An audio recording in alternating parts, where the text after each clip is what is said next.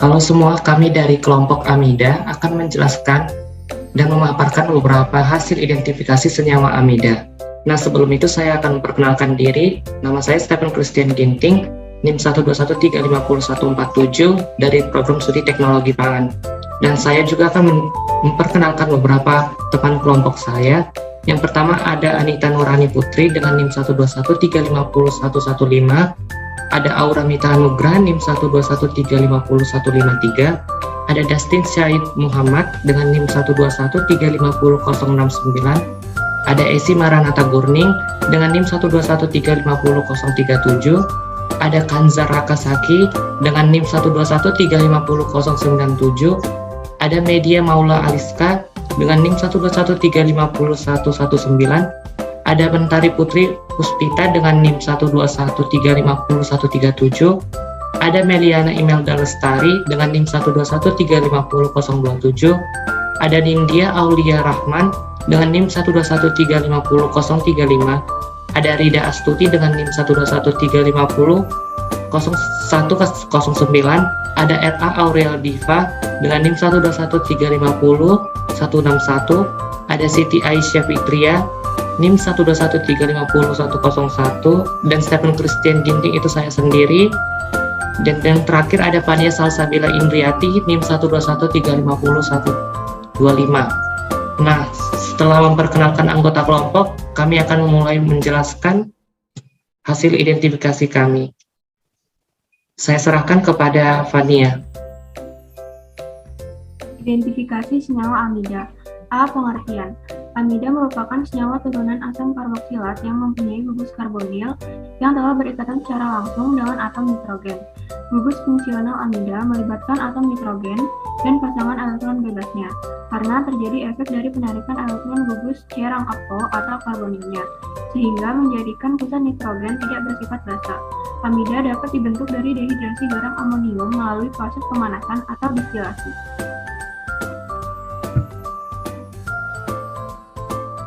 Fungsi senyawa amida. Senyawa amida dapat digunakan di berbagai bidang, yaitu dalam bidang industri pertanian, farmasi, bahan makanan, minuman, kosmetik, dan industri lainnya. Salah satu contohnya adalah sulfoamida yang dimanfaatkan dalam industri farmasi, yang digunakan untuk melawan infeksi dalam tubuh manusia. Sulfoamida juga dapat dimanfaatkan untuk pembuatan suatu polimer seperti palmitamida, yang digunakan sebagai bahan penyerasi pada penguatan karet alam dengan silka. Ciri-ciri dari senyawa amida yang pertama ada senyawa organik yang mempunyai nitrogen trivalen yang terikat pada suatu gugus karbonil. Yang kedua ada senyawa yang memiliki gugus karbonil yang berikatan langsung dengan atom nitrogen. Yang ketiga merupakan turunan dari asam karboksilat yang sangat tidak reaktif. Yang keempat ada dalam pemberian nama akhiran OAT atau AT dalam nama asam induknya diganti dengan kata amida. Yang kelima ada jenis turunan asam karboksilat yang paling stabil. Yang keenam memiliki kelarutan kurang larut. Yang ketujuh yaitu mudah membentuk ikatan hidrogen sehingga titik didihnya tinggi dibandingkan senyawa lain dengan bobot molekul yang sama. Dan yang terakhir adalah senyawa karboksilat yang memiliki kereaktifan paling rendah.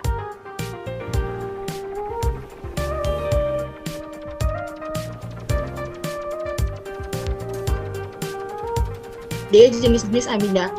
Amida dapat diklasifikasikan menjadi tiga, yaitu primer, sekunder, dan tersier.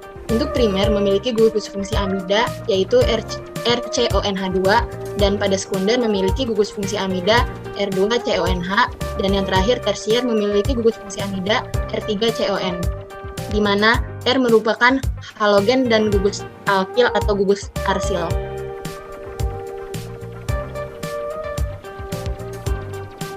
Sifat atau karakteristik. Sifat fisika, polar, mudah membentuk ikatan hidrogen, titik didihnya tinggi, mudah larut di dalam air, umumnya berupa padatan pada suhu kamar kecuali formamida yang berbentuk cair. Amida tidak dapat menghantarkan listrik ketika cair adalah pelarut yang baik sifat fisika dan kimia. Sifat kimia, keberadaan gugus karbonil dalam turunan asam karboksilat sangat menentukan kereaktifan dalam reaksinya, walaupun gugus karbonil tersebut tidak mengalami perubahan. Gugus asil RCO menyebabkan turunan asam karboksilat mudah mengalami substitusi nukleofilik. Reaksi substitusi nukleofilik pada turunan asam karboksilat berlangsung lebih cepat. F. Reaksi pada contoh senyawa amida. Fosforamida, nama yupak triamida fosfat, nama lain amida fosfat diaminofosforilamina. Bereaksi dengan natrium hidroksida dengan kehilangan amonia. Senyawa tiofosforil terkait PSNH2 3 dibuat dari reaksi.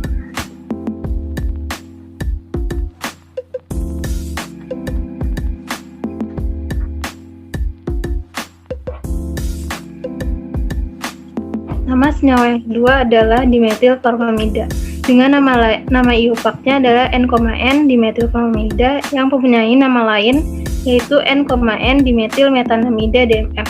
Reaksi yang terjadi antara ion O+ dan N+ lepas menjadi senyawa dimetilmetanamida atau dimetilformamida. Disebut N,N dimetilmetanamida karena mempunyai 2 cabang pada N dan mempunyai rantai utama dengan C sejumlah 2 sehingga namanya menjadi metanamida.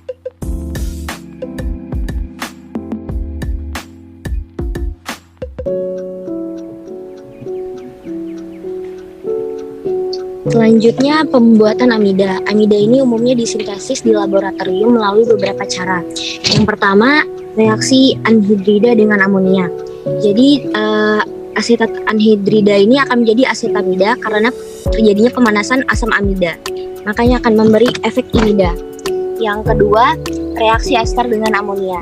Ester ini mengalami penambahan nukleofilik eliminasi pada atom karbon ketika mereka diperkukan dengan amonia. Reaksi ini berlangsung jauh lebih lambat dibandingkan dengan asetil klorida dan anhidrida tadi. Tapi mereka tetap dapat bermanfaat secara sintesis, makanya akan menghasilkan asetamida etanol.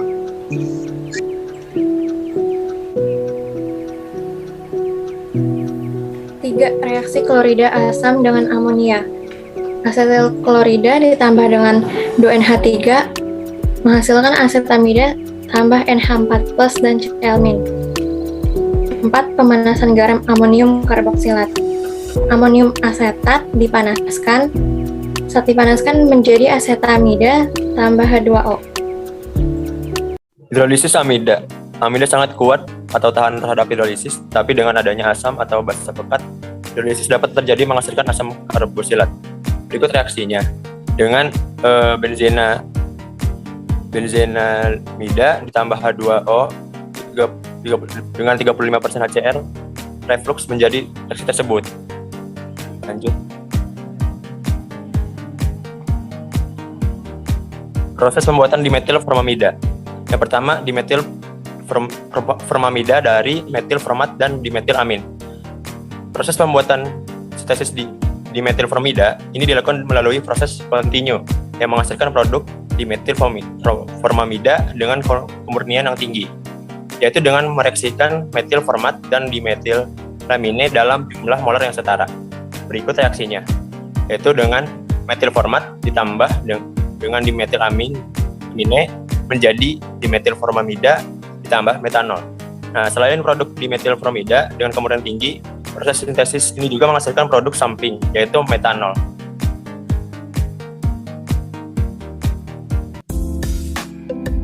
D. Dimetilformamida dari karbon monoksida dan dimetilamin. Proses ini yaitu mereaksikan antara karbon monoksida murni atau gas stream yang berisi karbon monoksida dengan larutan dimetilamina di dalam reaktor. Reaksi terjadi dengan bantuan katalis natrium metoksida. Reaksinya, dimetilamin ditambahkan karbon monoksida menghasilkan dimetilformamida.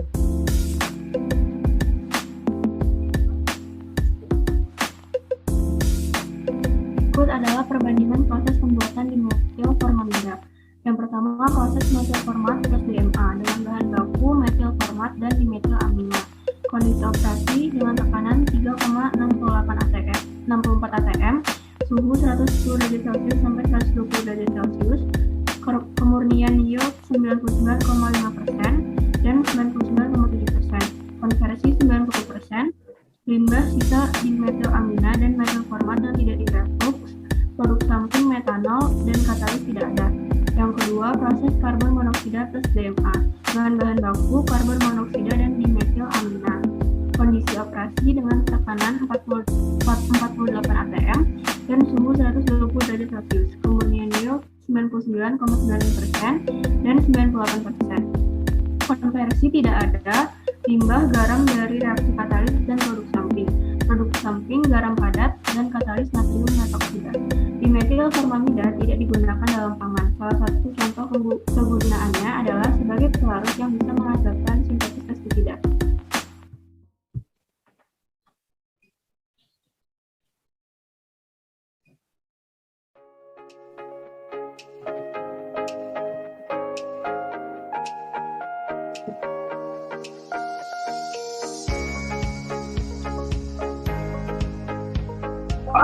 Penggunaan dimetilformamida. Penggunaan utama dimetilformamida adalah sebagai pelarut dengan tingkat penguapan yang rendah. Dimetilformamida digunakan dalam produksi serat akrilik dan plastik. Senyawa ini juga digunakan sebagai pelarut dalam penggandengan peptida untuk obat-obatan, dalam pengembangan dan produksi pestisida, dan dalam pembuatan perekat, sintetis kulit, serat, film, serta pelapisan permukaan. Penggunaan lain senyawa ini diantaranya sebagai reaksi dalam sintesis aldehida bibold serta dalam reaksi Pils-Meyer-Heck, metode lain yang berguna untuk menghasilkan aldehida.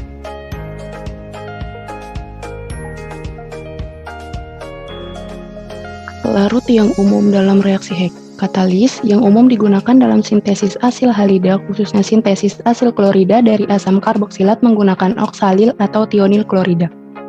Mekanisme katalitik memerlukan pembentukan reversibel dari imidoil klorida.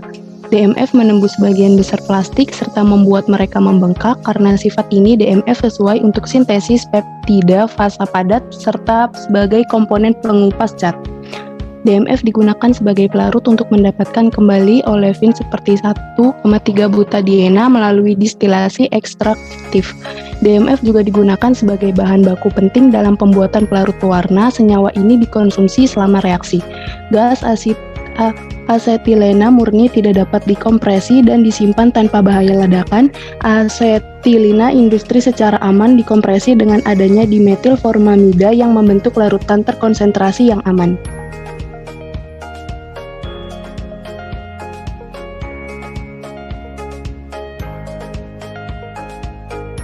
Baik, setelah selesai memaparkan hasil identifikasi dari kelompok kami, saya akan membacakan pembagian tugas kelompok amida.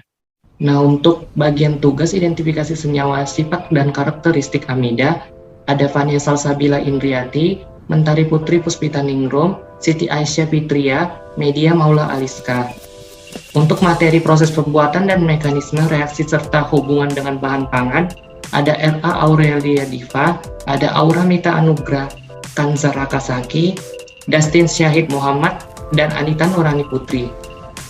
Materi reaksi apa saja yang mungkin terjadi, ada Rida Astuti, Meliana Imelda Lestari, Ninda Aulia Rahman, dan Stephen Christian Ginting. Dan yang terakhir yaitu pembuatan PPT, Esi Maranatha Gurning.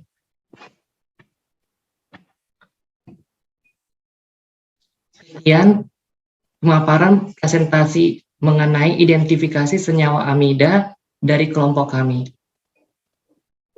Kami ucapkan terima kasih, maaf jika ada salah kata dalam pengucapan dan rekaman ini. Kami ucapkan terima kasih.